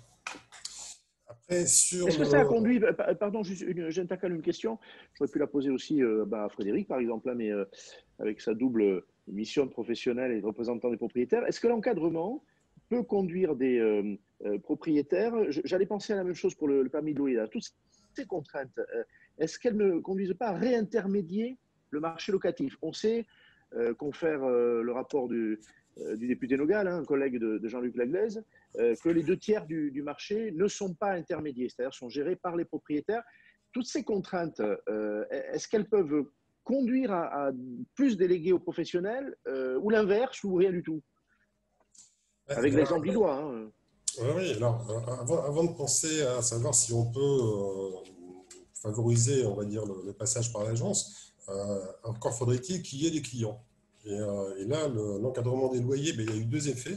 Alors, il n'a pas eu d'effet sur l'investissement en lui-même dans le neuf, puisque, comme on disait tout à l'heure, il y a les appuis avec Pinel, et on recherche surtout un avantage fiscal, quitte à surpayer un peu le bien, et puis le loyer est déjà avec des plafonds, donc il rentre déjà dans les mêmes critères.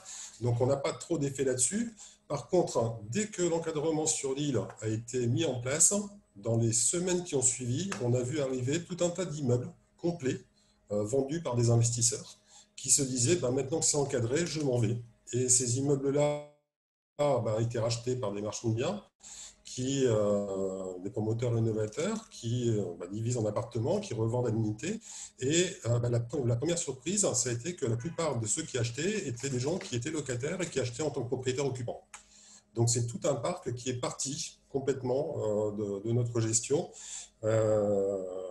Alors on a quelques dispositifs de Normandie et autres, mais qui ne touchent pas un parc qui est relativement en bon état.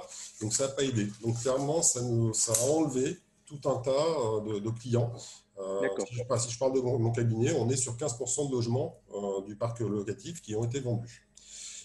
Sur le fait de déléguer, il y en a effectivement qui ont vendu tout court.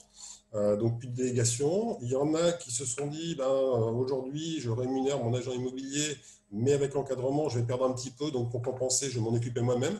Donc ils nous ont retiré la gestion pour s'en occuper eux-mêmes. Et puis par contre une grosse partie aussi qui est partie de l'intermédiation, ce sont les propriétaires qui se sont mis en Airbnb, puisqu'aujourd'hui, la législation, même si elle est limitée à 120 jours par mois, par an, on ne va pas freiner autant que ça. Et d'autant qu'on a le développement, parce que la difficulté de Airbnb, c'est un petit peu de devoir s'occuper de l'appartement, aller changer les draps, etc. Aujourd'hui, on a des boîtes appelées conciergerie. Alors, je ne sais pas s'il faut assimiler ça à des agences immobilières de courte durée, mais bon, on a un petit point de droit intéressant là, sur le sujet. Mais clairement, c'est tout un marché aussi, tout un tas d'appartements qui sont partis. Et on se rend compte d'année en année, parce que ça fait déjà 2-3 ans, qu'on nous dit au niveau de la mairie, c'est tendu, c'est tendu. Non, en fait, on a tout un parc immobilier qui est parti. Et habituellement, au niveau des logements en location pour les étudiants, parce que l'île, c'est 80% étudiants en gros, on avait du stock jusqu'au mois d'octobre en appartement. Il y a 2 ans, on n'avait plus de stock au mois d'août, fin août. Et là, cette année, au 15 juillet, plus aucun appartement n'était dispo. J'ai regardé au 27 juillet, en agence immobilière, il restait 300 appartements à louer, alors qu'habituellement, on en a à peu près 5000 sur la métropole lilloise. Donc, on a vraiment une disparition de logements qui est due à ce facteur, ou en tout cas qui est concomitant avec ce facteur encadrement des loyers. Est-ce qu'il n'y a pas, sur Airbnb, on élargit notre sujet d'ailleurs, un reflux, j'ai entendu, j'ai lu, je pense à des propos du président de la FNAIM, Jean-Marc Torolian, mais peut-être d'autres aussi l'ont-ils constaté, que les empêchements de voyager, le ralentissement du tourisme lié à la pandémie, on risque d'avoir des effets durables, avait incliné des propriétaires passés à Airbnb à revenir à des locations meublées de plus longue durée. Est-ce qu'on assiste à ça? Après, je ne sais pas si les professionnels, là encore, ont été mandatés, mais est-ce qu'il y a ce mouvement, selon vous, à Lille, dans une ville aussi touristique que Lille, lorsqu'elle l'est? Nous, on n'a pas constaté. Je pense qu'il y a toujours une demande d'occupation. Et de toute façon, on a eu, certes, on ne part que à l'étranger, donc les étrangers ne viennent plus, mais on part en local. Donc, oui. on continue à visiter l'île qui est très touristique. On n'a pas d'effet notable et visible. D'accord, d'accord. Sur la rénovation énergétique, alors votre regard, vous allez être à la manœuvre. Vos propriétaires bailleurs vont avoir accès à des primes. Alors ça a été rappelé tout à l'heure, je crois que c'était par Jean-Luc Laglaise. A priori, pas de conditionnement à des niveaux de loyer, même si la ministre a dit on regardera. Alors, je pense que ça veut dire que quand on a rénové un logement, on ne pourra pas en augmenter le loyer comme on veut. Ça doit vouloir dire ça. Mais a priori, pas de contrainte réglementaire. Un assujettissement aux revenus, c'est-à-dire selon les revenus du bailleur, il pourra plus ou moins être aidé. Votre regard sur ce dispositif, est-ce qu'il faudrait d'autres choses? Et j'en reviens aussi au dispositif du revenu foncier, du déficit foncier, qu'a évoqué aussi Jean-Luc Laglaise. C'est peut-être le moment de faire des propositions là-dessus et d'élargir un peu les réformes.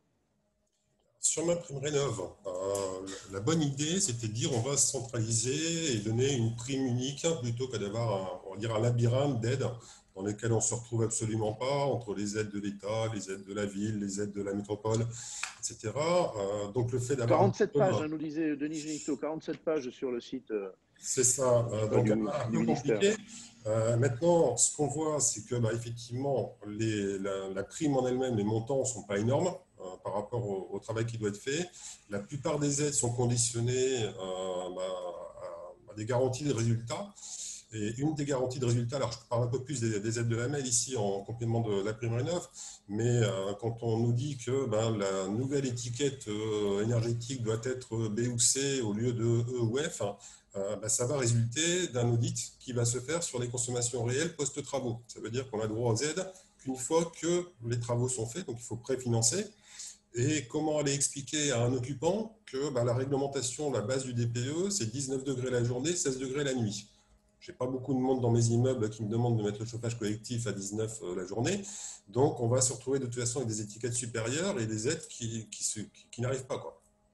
Alors ça, c'est le premier point. Le deuxième point, c'est que MaPrimeRénov', a priori, il est bien dirigé sur l'habitat individuel, donc sur le propriétaire qui rénove sa maison. Le fait de conditionner aux revenus, je ne vois pas forcément l'intérêt dans la mesure où la taille du logement va un peu de pair avec les revenus, généralement. Donc, on aura beaucoup plus de travaux sur une grosse maison de quelqu'un qui gagne bien sa vie que sur une petite maison. Et surtout, ça ne s'applique pour ainsi dire pas sur les logements qui sont les plus nombreux et les plus impactés, qui sont les immeubles collectifs des années 70. Et là, on n'a rien qui dirigeait directement vers les copropriétés. On a des aides qui peuvent aller vers les copropriétaires, mais rien vers la copropriété. Et avec en plus des demandes liées aux revenus, je me vois mal personnellement sur une copro de son logement aller demander à 100 propriétaires de me donner chacun leur déclaration de revenus pour vérifier s'il y a de l'éligibilité. Donc on a vraiment un blocage à ce niveau-là. Et s'il y avait une évolution à faire, ce serait vraiment vraiment se concentrer sur les travaux en eux-mêmes, avec le gain espéré et non pas le gain atteint, parce qu'il dépend de l'utilisation, et puis que ça puisse être à destination des copropriétés. Je vais repasser une minute la parole à Jean-Luc Laglaise. Je crois qu'il est encore avec nous, mais il va nous quitter parce qu'il a une audition à 18h30. Jean-Luc, une réaction à l'assujettissement de MaPrimeRénov' aux revenus.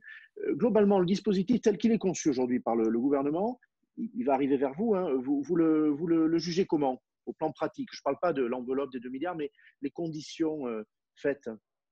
Moi, ce que je pense, c'est que MaPrimeRénov', ça n'est accessible à des personnes qui n'ont pas de budget que si ça couvre la quasi-totalité de la rénovation. Et donc, qu'elle soit beaucoup plus importante pour des personnes à faible revenu me paraît tout à fait normal que par rapport à d'autres personnes qui peuvent de toute façon ou qui pourront de toute façon comptabiliser ce budget ou en tout cas le reliquat de ce budget dans les travaux et donc dans un éventuel déficit foncier. Donc ça me paraît normal. Voilà. Après, la déclinaison, j'ai entendu que c'était insuffisant pour un certain nombre de sujets. Là, ça relève totalement de l'exécutif et pas du tout du législatif. Oui. Mais on ne parlera que du montant, du budget et éventuellement de la segmentation selon les revenus. Voilà. Alors, c'est un point important. Ça veut dire effectivement que les règles du jeu sur la nature des travaux éligibles, par exemple, hein, ça ne va pas relever des députés ou des sénateurs. Ça va être à regarder avec le la mécanique, c'est de l'exécutif, c'est un décret du gouvernement, oui, ça, c'est sûr. D'accord, c'est clair. Je suis rapporteur spécial de la Commission des affaires économiques sur le budget de la politique de la ville. Et donc, je poursuis des auditions et j'en ai une à 18h30. Et donc, comme vous le savez, je suis absolument ponctuel. Assez ponctuel et donc j'aimerais ne pas être en retard. En tout cas, je voulais remercier on va vous libérer. Tous les participants parce que j'ai vu que le chiffre avait grimpé de manière phénoménale à un moment dans notre conférence. Je voulais remercier également les conférenciers qui m'ont alimenté et éclairé sur un certain nombre de choses qui vont nous servir, en tout cas pour les semaines qui suivent et qui arrivent en termes de budget. Et puis pour la suite, parce que c'est un sujet, Monsieur le Président Buzicazo, que vous avez enfourné et enfourché, qui va nous tenir en haleine pendant de nombreuses années de toute façon. Voilà. Merci beaucoup. Moi, je voudrais vous remercier au nom de tous rapidement. C'est vrai que vous avez une proposition de loi qui est au Sénat sur le foncier. Alors, on vous a beaucoup assimilé à cette compétence-là, vous l'avez, mais aujourd'hui, vous nous prouvez que sur le parc, les propriétaires bailleurs, les investisseurs, la copropriété, vous avez un même degré d'intérêt. On vous remercie beaucoup d'être entré dans ces sujets avec nous. On vous laisse aller vers votre audition. Soyez à l'heure. Merci beaucoup. À bientôt. Merci, monsieur le député. Je reviens peut-être vers…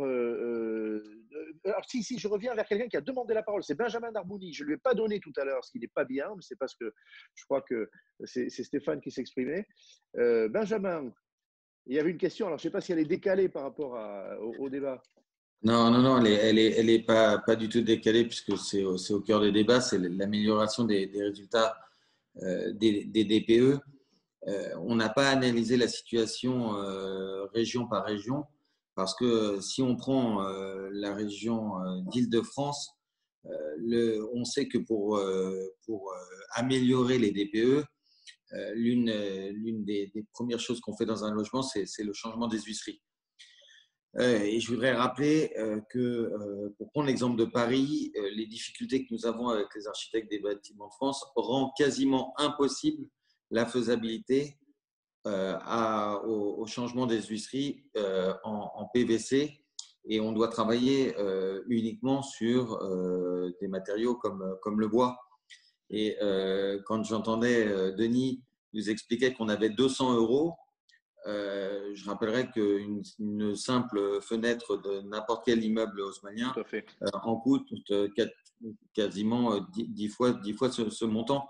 Donc, je pense qu'il faudrait aussi analyser la situation par région parce qu'on n'a pas tous les mêmes problématiques. Et pour revenir sur ce même sujet, l'obligation de rénovation qu'on a dans la Convention citoyenne avant 2024 concerne 3 grands domaines, les ventes, les héritages et les transmissions. Il faut respecter, pour pouvoir vendre son bien ou pour pouvoir le donner ou pour pouvoir le léguer ou en cas de décès, qu'il ait une note de A ou B dans le projet, dans la convention. Mais qui va payer? Parce que demain matin, on a une succession, on va faire un DPE, on va avoir une note de F. Qui va régler? Ce sera pris en charge dans la succession ou ce sera celui qui en sera destinataire du bien au final? Je voudrais juste savoir, est-ce que ça diminuera l'imposition sur cette succession, en tout cas le montant, ou alors est-ce que ça viendra ensuite par la suite aux frais de celui qui sera dont la succession sera à destination? C'est des sujets, je pense que ça méritera débat, comme le député l'a rappelé, et je le remercie, parce qu'aujourd'hui, on a un certain nombre d'incohérences. Alors, je suis ravi d'avoir l'avis d'ailleurs de nos 2 présidents.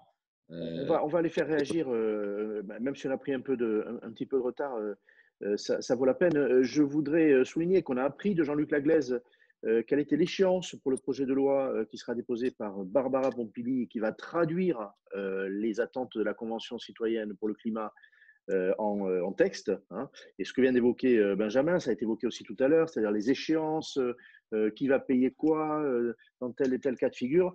On sait qu'on a 3 mois pour y être attentif, hein, puisque le texte ne va pas arriver avant 2021 sur le bureau des députés. C'était une information importante et les questions qu'on soulève ce soir devront évidemment être suivies. Michael, Denis, allez, on va commencer par Michael sur cette question que vient d'évoquer Benjamin, ces obligations de mettre aux normes avec, on l'a dit, un DPE opposable, un nouveau calcul, donc beaucoup d'exigences. Qu'est-ce qu'on peut encore en dire dans des situations de transmission de patrimoine, éventuellement de donation ou de succession? Est-ce que ça a déjà fait l'objet de réflexions dans vos commissions? Est-ce que vous mettez ça en chantier, sachant que voilà, vous avez un gros trimestre là pour y travailler? Bon, je te rassure, Henri, on a commencé à y réfléchir. On n'est pas totalement en retard là-dessus. Ça fait longtemps qu'on en parle, qu'on y réfléchit, qu'on en parle avec Thierry Marchand aussi, de la Chambre des diagnostiqueurs immobiliers. Oui. Certains disent que le DPE nouvelle mouture aura des résultats plus favorables que l'ancien. Bon, avec un énorme point d'interrogation, parce qu'on est tous quand même dans l'attente de la méthodologie. Non, moi, je suis assez inquiet là-dessus, d'autant que on n'est pas là pour parler société ou social, mais parfois ça va être un peu la double peine pour une catégorie de propriétaires, ou une triple peine, dans le sens que les beaux appartements parisiens en bel état, bien rénovés, avec des belles fenêtres et un bon chauffage, ne sont pas nécessairement les plus à plaindre, alors que des maisons en milieu périurbain, rural, dans les régions, risquent de souffrir un peu plus. Et donc, voilà, je crains que les gens qui ont un patrimoine pas en très bon état se retrouvent en plus derrière à avoir de grosses difficultés à vendre. Je crois qu'il y a des analyses qui ont été faites d'ailleurs à ce sujet. L'impact d'une consommation énergétique, d'une performance énergétique mauvaise, l'impact est très faible sur les appartements dans les grandes villes et plus important sur les maisons dans les régions. Donc voilà, donc ça a un impact quand même sur la population et sur la population d'investisseurs et de propriétaires qui est assez différenciée. Donc, je suis un peu inquiet sur la mise en œuvre de ces règles et je rejoins ce que disait Frédéric Pellissolo, à savoir que d'une certaine façon, on a quand même mis en œuvre un certain nombre de règles avant de connaître les seuils déclencheurs et la réalité du marché et du parc. Sur les échéances, une question, je posais la même question à Denis, hein, pour être très clair. La Convention citoyenne a voulu rapprocher les échéances par rapport à la loi énergie-climat que vous avez été plusieurs à citer, qui est notre loi de référence pour l'instant. Hein. Qu'est-ce qui est réaliste? Là, on est à la fin de 2020, pour ainsi dire en 2021. Je suis propriétaire bailleur, je suis gestionnaire locatif, j'ai un parc, je ne sais pas, de 500, 3000, 10 000 logements. J'ai de tout, j'ai des propriétaires plus ou moins fortunés. Il y a des passoires énergétiques, allez, on va dire 20%, imaginons que ce soit dans la moyenne. Il faudrait combien de temps, tiens, sur ton portefeuille, par exemple, pour que tout soit au clair? 2 ans, 3 ans, qu'est-ce qui est réaliste?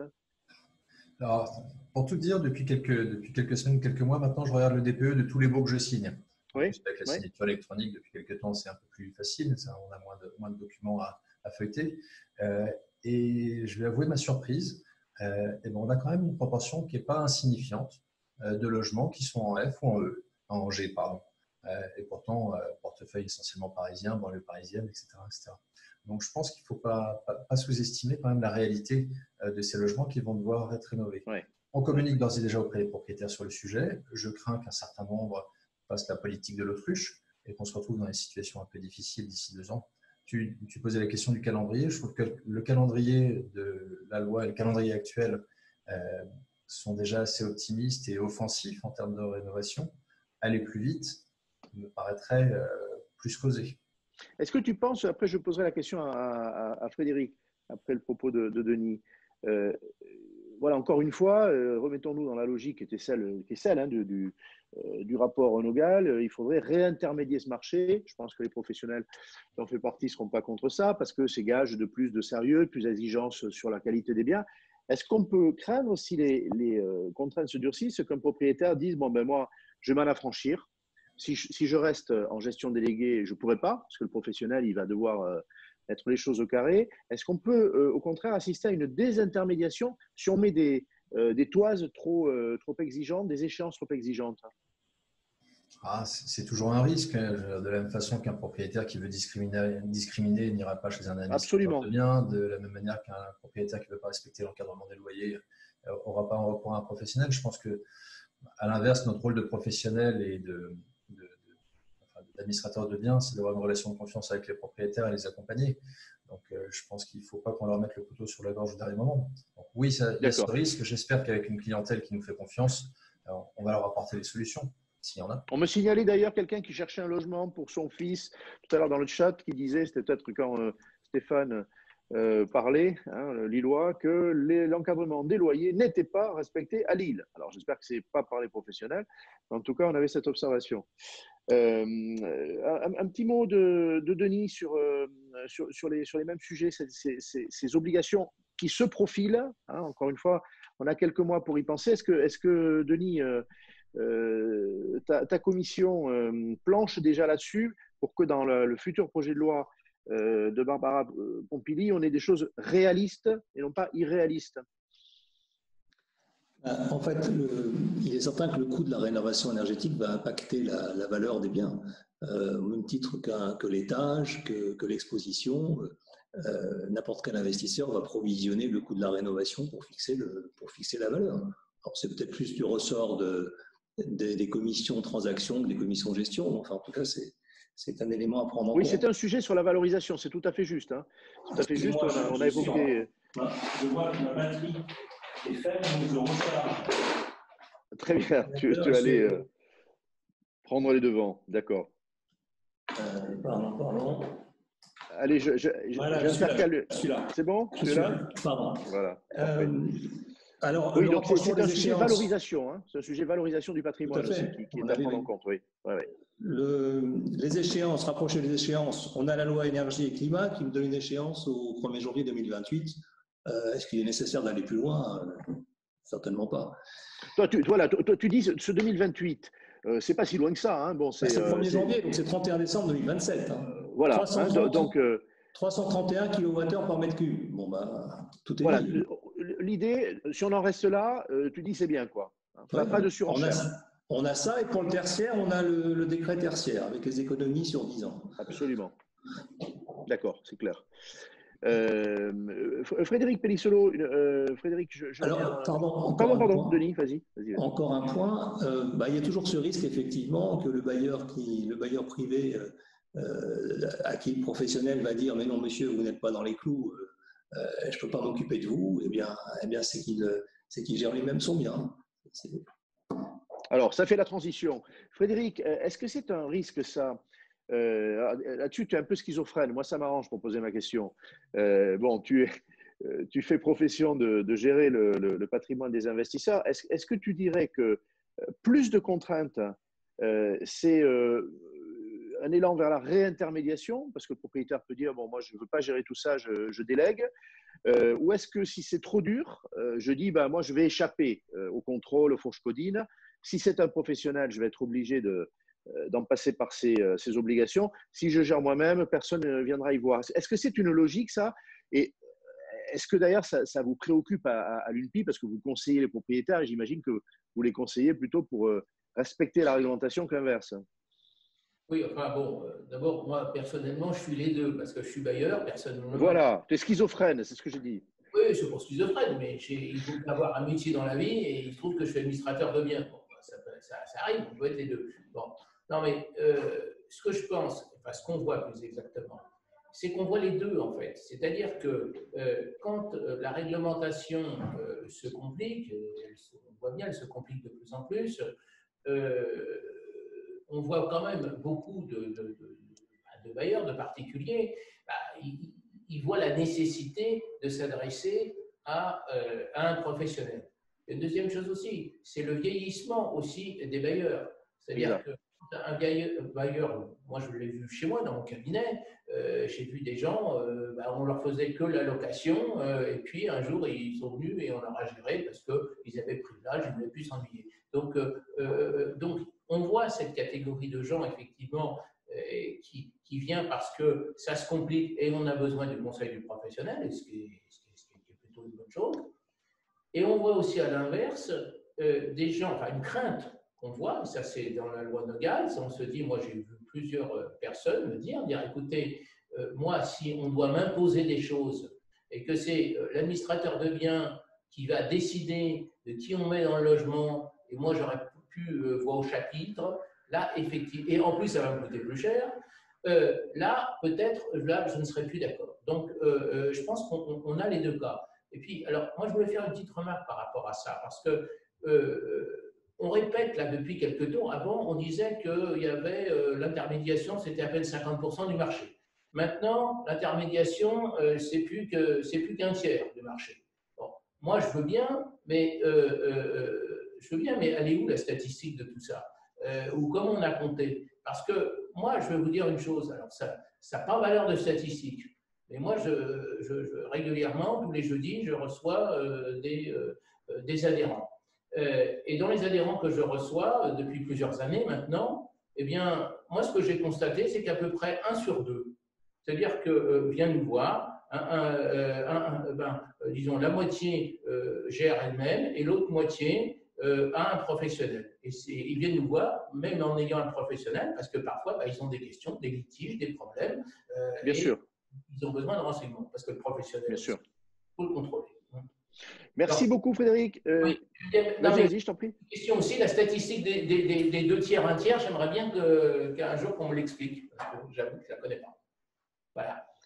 Alors, effectivement, j'ai évoqué tout à l'heure ce chiffre qui était reproduit dans le rapport de Michael Nogal, mais qui n'a pas lui-même ni inventé ni calculé. On a eu des rapports de l'ANIL qui le mentionnaient. Ça peut mériter réexpertise. Je retiens la question. On est vraiment non seulement au terme du débat, mais on l'a dépassé. Mais je pense que personne ne s'est ennuyé. Il n'y a qu'à voir le niveau encore maintenant des participants. Je vais pour autant y mettre fin. Je crois que ça a été très riche. Moi, je voudrais vous remercier au nom de l'animateur que j'ai été. Voilà, je suis un animateur heureux. Je trouve que vous avez été très incisif, vous êtes complétés les uns les autres, le député aussi qui nous a quittés. Et je passe la parole à François-Emmanuel, par exemple, en l'absence de la présidente de l'UNIS du Grand Paris, François-Emmanuel et Benjamin, pour le mot de la fin et aussi pour annoncer la date du prochain débat. Je leur laisse le faire. Et quant à moi, d'ailleurs, je voudrais vous dire que demain, il y a à l'initiative, il existe d'autres lieux de débat, honorables aussi, et notamment le club des décideurs de l'immobilier collectif. J'ai eu le plaisir de créer avec une entreprise partenaire de l'UNIS et de la FNAIM, qui est ISTA. On a parlé tout à l'heure répartition de frais. Voilà, ISTA a souhaité aussi créer un lieu de débat. Et demain, on va débattre de la rénovation du parc HLM et du parc privé. Il y aura plein de points communs à la même heure. Voilà, je fais un petit peu de publicité parce que je crois que c'est vraiment le moment de manier les idées et d'éclairer le gouvernement et le Parlement. Je pense qu'on l'aura fait ce soir et on aura beaucoup informé aussi les parties prenantes. Benjamin, François-Emmanuel, à vous. Bien, on a parlé beaucoup de fonds, c'est-à-dire de sujets pour lesquels, en effet, les propriétaires peuvent avoir quelques réticences. Mais moi, je vais parler aussi de la forme, la communication qui a eu lieu jusqu'à présent, là où, en effet, l'investissement, et en particulier l'investissement locatif, donc pour une durée assez longue, a besoin de sérénité, de stabilité. Or, tous les témoignages que l'on peut en avoir jusqu'à présent, quand on parle de rente, quand on parle en effet enfin, tout nous incline jusqu'à présent à avoir dans les effets de communication qui sont faits uniquement une défiance vis-à-vis du propriétaire bailleur. Et ça, pour le coup, je pense que c'est ce qui retire le plus de bien de toute la location, parce que tout ce qui est technique dont on a parlé tout à l'heure, en tant que professionnel, la plupart du temps, on assume sans trop de difficultés, ou du moins on arrive à y faire face. En revanche, véritablement, nos propriétaires se retirent du marché locatif tout simplement parce qu'ils ont la crainte que la réglementation change, mais surtout la fiscalité change.